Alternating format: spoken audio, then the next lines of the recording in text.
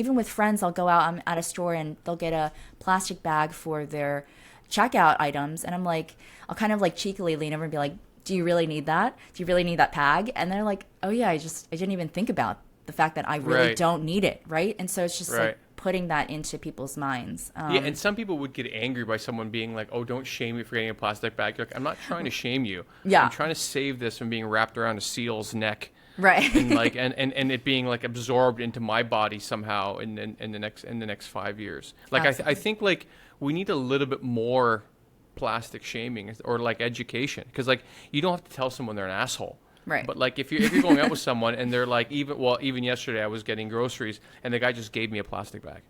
And I was like, well, can I just get the cardboard one? He's like, oh, okay, no problem. But like little things like that, Yeah. that I think because I'm aware of it, and we were having this conversation the next day, so maybe plastics was in my head. But like I think if we just had friends that were like, why don't you get carton? I don't know, those are tough, but I Yeah. think we need more like plastic narcs, recycling narcs, Yeah. in our lives. But Yeah. I- And you don't have to do it in like a mean way, just kind of funny way. Yeah. Just like, yeah.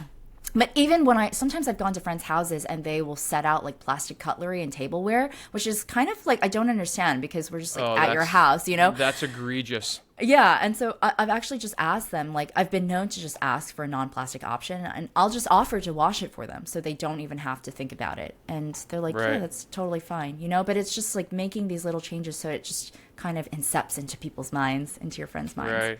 Well, yeah, I've seen people that like if they're having a dinner party, sometimes they're having plastic everything. So then basically they take up the whole table and they just put it all in the garbage. Yeah. And you're like, guys, come on. Yeah. Like even dinner parties now are being hijacked by plastic.